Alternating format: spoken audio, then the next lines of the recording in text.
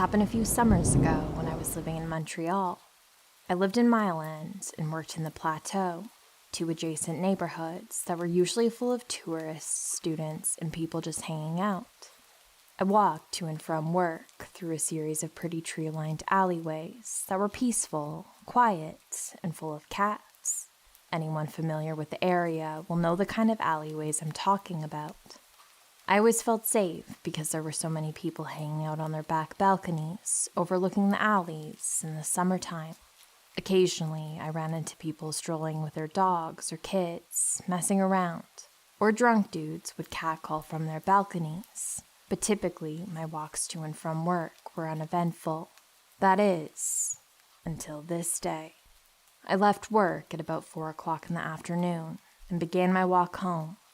After I crossed Mont-Royal, a main street, I could pretty much take one long alley walk all the way home, so that's what I did.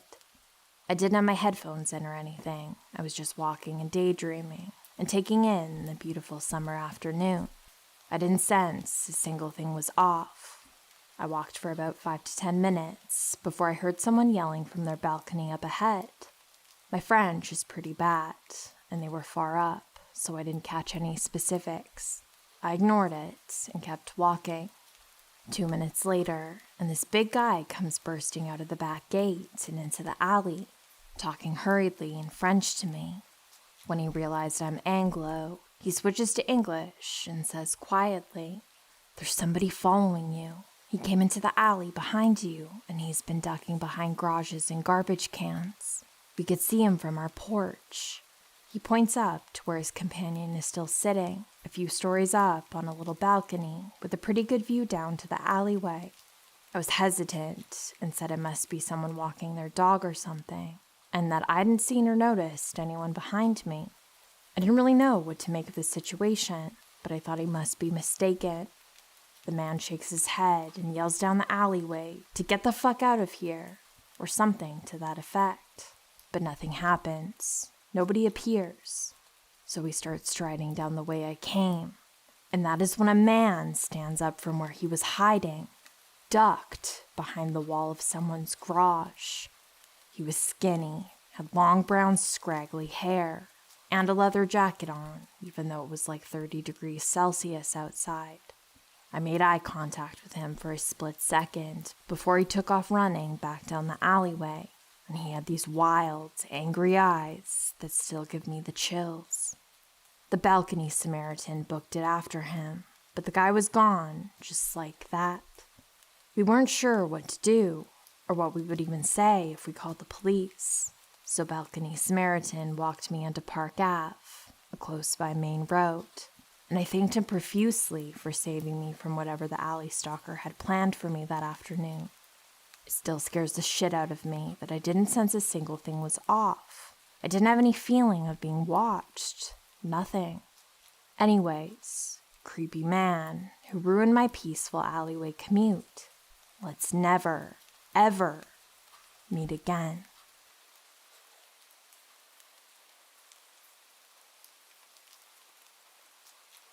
This primarily happened to my mom, but this has badly affected me mentally with worry. She wanted me to post this just to give people a heads up that you can encounter creeps literally anywhere. This is going to be long-winded, I'm sorry, but I just wanted to get in every detail possible. This happened last month, and we still don't actually know what happened with Jeremy in the end. I'm a 19-year-old female who was studying in university in England. Entering my second year last month, we decided to stay in my university town the day I was due to move into my student home, so I could get there early and move my stuff in and give me the rest of the day to relax before we started Freshers Week. The night before moving day, me and my mother stayed in a hotel located in my university town.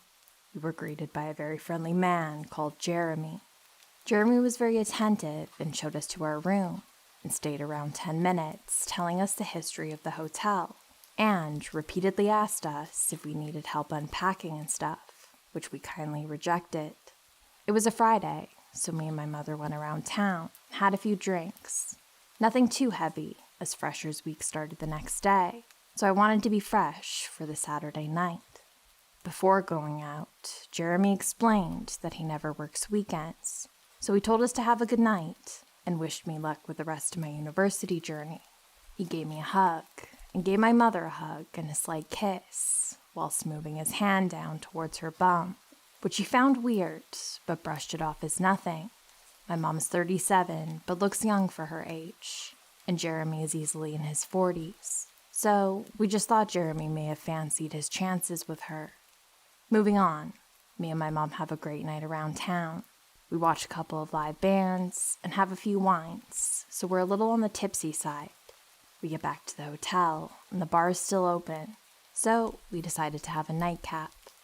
Whilst we're having a drink at the bar, Jeremy emerges from the back room and spots us and makes a couple of jokes. Jeremy then proceeds to watch a video on his phone on full volume of a woman screaming at the top of her lungs as if she was being murdered. The screaming was blood-curdling and made me and my mom unsettled, and also another couple at the bar looked a little concerned as well. The video went on for 3 to 4 minutes before Jeremy laughed and went into the back. When we made our way to bed, my mom had taken her shoes off after they had become painful after dancing at the bars earlier. Jeremy emerges from the back room and puts his arm around my mom and says, "Oh, let me help you to your room, honey.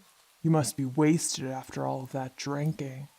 My mom isn't actually that drunk and insists she's fine, but Jeremy persists and basically follows us to our room and proceeds to come in, but I bid him goodnight and close the door pretty much in his face before locking it. The next morning, we are up early and make our way down for breakfast.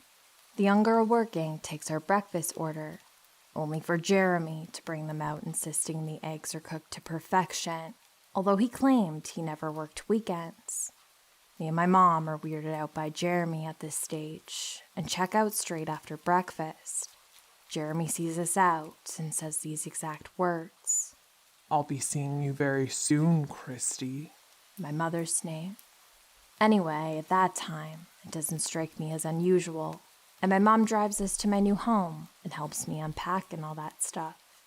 She helps me to unpack and then leaves in the early afternoon, as she had to work that evening in our local bar. The rest of the day goes by without much going on, but that night I'm out drinking with my housemates, and I get a call from my mom saying that Jeremy had just come in the bar where she works. This is no coincidence, as when we were having our nightcap, Jeremy would have heard us talking about the bar where my mom works, and he also had our address, which needed to be provided at the hotel for whatever reason.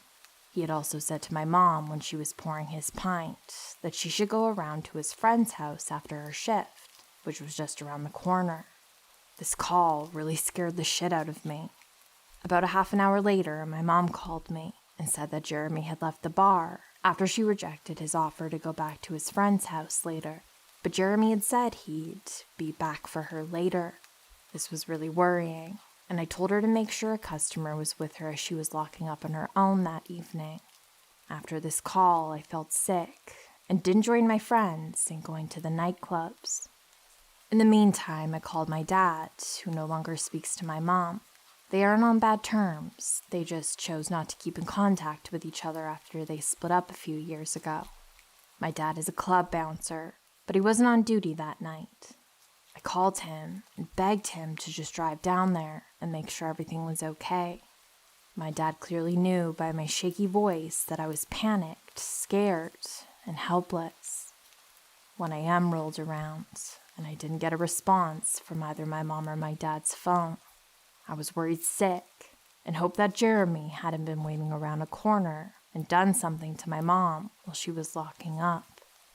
At 1:30 a.m., my mom finally rang me in hysterics. As she had been locking up, Jeremy had pulled up in a car with 3 other men and shouted to her to get in the car for a ride. My mom declined his advances, and he got out of the car and approached her. He told her he won't tell her again. He said she had been flirting and teasing him ever since she checked in last night. She told Jeremy that's complete bullshit, and she wasn't at all into him. As Jeremy got closer to her, she could smell heavy liquor. As Jeremy went to grab my mom, my dad pulls up behind the car and beeps his horn. This causes Jeremy to go back to the car, climb back in, and tells my mom that he knows where she lives, and he'll be waiting. The car screeches off. My dad then gets out of his car and tells her that I told him to check on her. Scared to go home alone, she asks my dad to drop her off at my grandmother's. She didn't want to be alone. After that night, we never saw Jeremy again, but my mom did make a report to the police about him and gave them a full account of what happened, but she hasn't heard back from them. I'm just so relieved that my dad turned up to the pub when he did, as Jeremy would have easily been able to get my mom into that car, as she's very small in stature, 5'2", and around 120 pounds. I just hope that scumbag got what was coming to him and is behind bars. My mom has been pretty badly affected by this and is only now comfortable being alone in her house. So Jeremy, I hope you rot in hell, and let's never, ever meet again.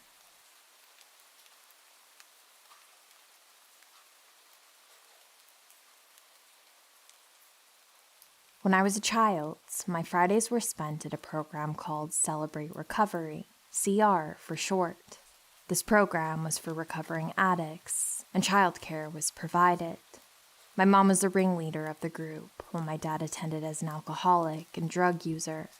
This being said, my whole life, I've been surrounded by people who have questionable pasts, and have always been taught to love every single one of them. This is great, but this one time, it bit me in the butt. I was 6 or 7, and I knew everyone at CR, and everyone knew me. An hour before the program started, people would come early, bring food, and as a messed up family, we would eat together.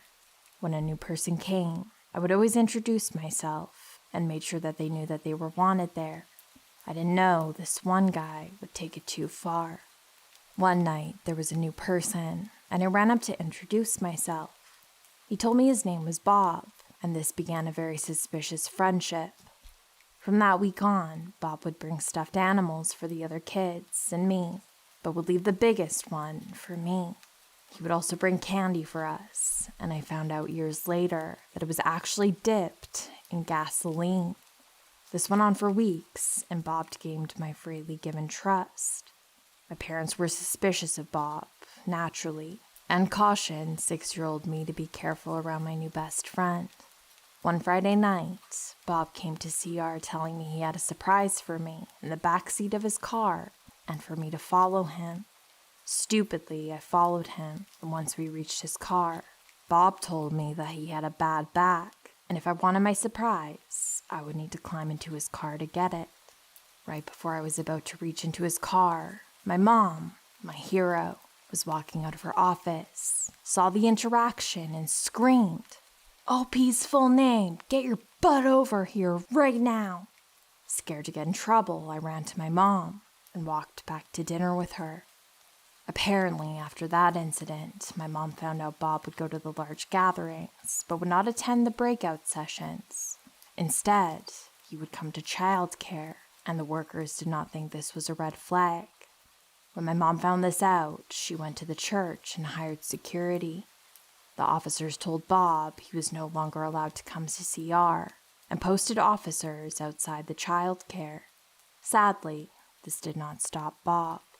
He would come to the Saturday night service at our church and would give the kids the gas-covered candy and stuffed animals, and even attempted to come back into the childcare multiple times.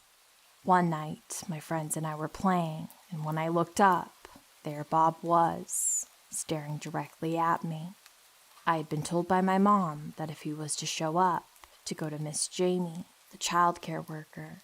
I did just that, and even went as far as hiding in a corner until I was told he was gone.